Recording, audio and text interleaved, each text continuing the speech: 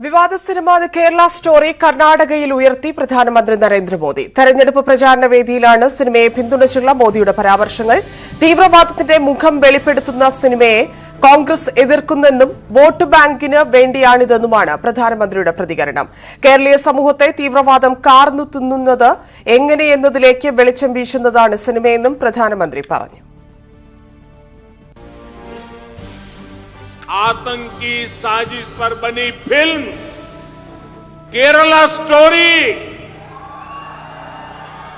ये केरला स्टोरी की इन दिनों काफी चर्चा है। कहते हैं केरला स्टोरी सिर्फ एक राज्य में हुई आतंकवादियों की छद्म नीतियों की साजिशों पर आधारित है। देश का इतना खूबसूरत राज्य, जहां के लोग इतने परिश्रमी और प्रतिभाशाली होते हैं, उस केरला में चल रही आतंकी साजिश का खुलासा ये केरला स्टोरी फिल्म में, केरला फाइल्स फिल्म में उसे किया गया है। और देश का दुर्भाग्य देखिए कि कांग्रेस आज समाज को तहस नहस करने वाली इस आतंकी प्रवृत्ति के साथ खड़ी हुई नजर आ रही है। इतना ही नहीं, ऐसी आतंकी प्रवृत्ति वालों से कांग्रेस पिछले दरवाजे से राजनीतिक सौदेबाजी तक कर रही है। कर्नाटका के लोगों को इसलिए कांग्रेस से बहुत ही सावधान रहने की जरूरत है। വിവരങ്ങളുമായി മനു ഭരത് ചേർന്നു. മനു, എങ്ങനെ കേരള സ്റ്റോറിയെ ബിജെപി ഉപയോഗിക്കുമെന്നതിൽ കഴിഞ്ഞ ദിവസങ്ങളിലും ഇന്നിപ്പോൾ കേരളത്തിൽ കൊച്ചിയിലും തിരുവനന്തപുരത്തും ഇത് പ്രദർശിപ്പിച്ചപ്പോഴും മനസ്സിലാക്കിയതാണ് എത്തരത്തിലാണ് അതിനെ ഉപയോഗിക്കുന്നത് എന്നുള്ളത്. ഇതിപ്പോൾ കർണാടക അസംബ്ലി തെരഞ്ഞെടുപ്പിൽ പ്രചാരണത്തിനും ബിജെപി പ്രചാരണായുധമായി കേരള സ്റ്റോറി ഉപയോഗിച്ചിരിക്കുന്നു. പ്രധാനമന്ത്രിയുടെ വായിൽ നിന്നാണ് ഇത്തരത്തിലുള്ള വാക്കുകളും വന്നിരിക്കുന്നത്. കൂടുതൽ വിവരങ്ങൾ ധന്യ, ഇവിടെ പ്രധാനമായി ശ്രദ്ധിക്കേണ്ടത് ദേശസുരക്ഷ എന്നത് ഒരു വലിയ പ്രചരണ ആയുധമായി BJP ഈ തെരഞ്ഞെടുപ്പുകളിൽ ഉപയോഗിക്കുന്നു. ഇനി വരാനിരിക്കുന്ന തെരഞ്ഞെടുപ്പുകളിൽ ഇത് കൂടുതൽ ഉണ്ടാകും. പ്രത്യേകിച്ച് 2024 പാർലമെന്റ് തെരഞ്ഞെടുപ്പാകുമ്പോഴേക്കും ഈ ദേശസുരക്ഷ എന്ന വിഷയത്തെ വലിയ തോതിൽ ഉയർത്തിക്കാണിക്കാൻ BJP നേരത്തെ തന്നെ ലക്ഷ്യമിട്ടിരുന്നു. അതിൻ്റെ തുടക്കമായി കൂടി ഇതിനെ വായിച്ചെടുക്കാവുന്നതാണ്.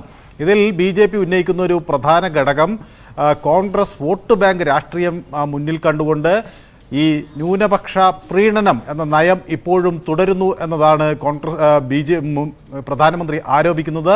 കോൺഗ്രസിനെ അതുകൊണ്ട് തന്നെ വളരെയധികം സൂക്ഷിക്കണം, കോൺഗ്രസിനോട് ജാഗ്രത പുലർത്തണം എന്ന നിലപാടാണ് പ്രധാനമന്ത്രി ഇന്ന് ബലാരിയിലെ ഈ പൊതുറാലിയിൽ വ്യക്തമാക്കിയിട്ടുള്ളത്. പ്രധാനമന്ത്രി അതിന് ആധാരമായി പറയുന്നത് ഈ കേരളത്തിൽ പോലുള്ള സ്ഥലങ്ങളിൽ വളരെ സുന്ദരമായ ഒരു സ്ഥലം, അവിടെ ആളുകൾ അവരുടെ പ്രതിഭ കൊണ്ട് മുന്നിട്ട് നിൽക്കുന്നൊരു സ്ഥലം, അവിടെ ഇത്തരത്തിലുള്ള തീവ്രവാദ പ്രവർത്തനങ്ങളുമായാണ് രാഷ്ട്രവിരുദ്ധ ശക്തികൾ വരുന്നത്. ആ തീവ്രവാദ വിരുദ്ധ നീക്കം നടക്കുന്നു എന്നത് കണ്ടില്ലെന്ന് നടിക്കുകയാണ് കോൺഗ്രസ്. അത്തരം സിനിമ ആ കഥ പറയുന്ന സിനിമയെ കോൺഗ്രസ് എതിർക്കുകയാണ് ചെയ്യുന്നത്. അപ്പോൾ കോൺഗ്രസ് ഈ വോട്ട് ബാങ്ക് രാഷ്ട്രീയം മുന്നിൽ കണ്ടുകൊണ്ട് മുട്ടുമടക്കുന്ന ഒരു സാഹചര്യമാണ് രാജ്യത്തുള്ളത് എന്നാണ് പ്രധാനമന്ത്രി അവിടെ പറഞ്ഞു വയ്ക്കുന്നത്. അപ്പോൾ ഈ കർണാടകയിൽ അഴിമതി ഒരു പ്രധാന വിഷയമായി കോൺഗ്രസ് ഉയർത്തിക്കാണിക്കുമ്പോൾ അതിനൊക്കെ അപ്പുറത്തേക്ക് ഒരു ദേശീയ വികാരം ഉയർത്തിക്കൊണ്ട് രാഷ്ട്ര സുരക്ഷ, പക്ഷേ അത് എത്രത്തോളം കർണാടകയിൽ ഫലിക്കുമെന്നാണ് കരുതുന്നത്? കാരണം ഇതിന് ഒരു ഘട്ടത്തിൽ തൊട്ടടുത്ത് കേരളമാണ് എന്നൊക്കെ പ്രസംഗിച്ചത് വലിയ വിവാദമായിരുന്നു. അത്തരത്തിൽ ഇത് വില പോകുന്ന സ്ഥലമാണോ? അവിടെ കോൺഗ്രസിനെതിരെ പ്രത്യേകിച്ച് ഇത്തരത്തിലൊരു ആരോപണം ഉന്നയിക്കുമ്പോൾ എങ്ങനെയായിരിക്കും കോൺഗ്രസിന്റെ പ്രതികരണം ഉണ്ടാവും? ഇത് കർണാടകത്തിൽ മാത്രമല്ല, ഈ രാജ്യത്ത് ഉടനീളം തന്നെ വളരെ അധികം ആളുകൾ ഗൗരവത്തോടെ എടുക്കുന്ന ഒരു വിഷയമാണ് രാഷ്ട്ര സുരക്ഷ. പ്രത്യേകിച്ച് നമ്മുടെ ഇന്ത്യയുടെ അതിർത്തി പങ്കിടുന്ന സംസ്ഥാനങ്ങൾ അവിടെ ഒരു വലിയ ചർച്ചാ വിഷയമാണ് രാഷ്ട്ര സുരക്ഷ. അപ്പോൾ കോൺഗ്രസിനേക്കാൾ ഈ രാജ്യത്തിനൊരു സുരക്ഷ നൽകാൻ കഴിയുന്ന ഒരു പാർട്ടി BJP ആണ്, അല്ലെങ്കിൽ അത്തരമൊരു BJP സർക്കാരിനെ അത് നൽകാൻ കഴിയൂ എന്ന് ഉയർത്തി കാണിക്കുന്നത് BJPയുടെ ഒരു പൊതു പ്രചരണ രീതിയാണ്. പക്ഷേ ദക്ഷിണേന്ത്യയിൽ ഇത് ഒരു പാകിസ്ഥാനുമായോ ബംഗ്ലാദേശുമായോ അല്ലെങ്കിൽ ചൈനയുമായോ ഒന്നും അതിർത്തി പങ്കിടാത്ത ഒരു സ്ഥലങ്ങളാണ് അല്ലെങ്കിൽ സംസ്ഥാനങ്ങളാണ് കൂടുതൽ ഉള്ളത് എന്നുള്ളത് കൊണ്ട് തന്നെ പക്ഷേ അതിൻ്റെ പ്രാധാന്യം ഒട്ടും കുറയുന്നില്ല. തീവ്രവാദം എല്ലാ പ്രദേശങ്ങളെയും ഒരുപോലെ ബാധിക്കുന്ന ഒരു ഘടകമാണ്.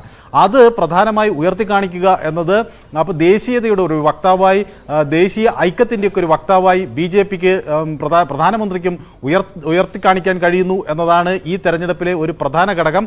പക്ഷേ ഇത് താഴെത്തട്ടിൽ എങ്ങനെ പ്രതിഫലിക്കും എന്നതാണ് നാം നോക്കിക്കാണേണ്ടത്. കാരണം പ്രത്യേകിച്ച് ഈ കോൺഗ്രസ് അഴിമതി ആരോപണങ്ങളാണ് മുന്നോട്ട് വയ്ക്കുന്നത്.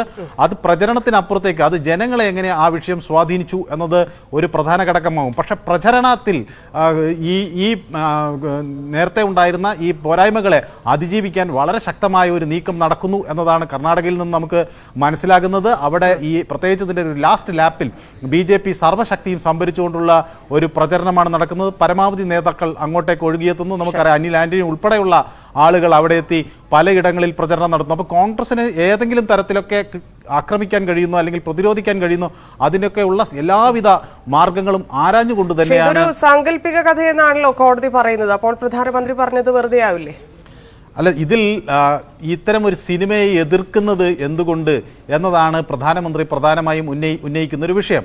ഇത്തരം ഒരു സിനിമയെ കോൺഗ്രസ് എതിർക്കുന്നത് എന്തുകൊണ്ട്, അതിന് പിന്തുണ നൽകാൻ കോൺഗ്രസ് മടിക്കുന്നത് എന്തുകൊണ്ട്, അത് ഒരു പ്രത്യേക മതവിഭാഗത്തെ പ്രീണനപ്പെടുത്തുന്നതിന്റെ ഭാഗമായല്ലേ എന്ന ചോദ്യമാണ് പ്രധാനമന്ത്രി മുന്നോട്ട് വയ്ക്കുന്നത്. അത് ഭൂരിപക്ഷ വോട്ട് ഏകീകരണത്തിന് വഴിവെക്കും എന്നാണ് BJP ലക്ഷ്യമിടുന്നത്. നന്ദി മനു.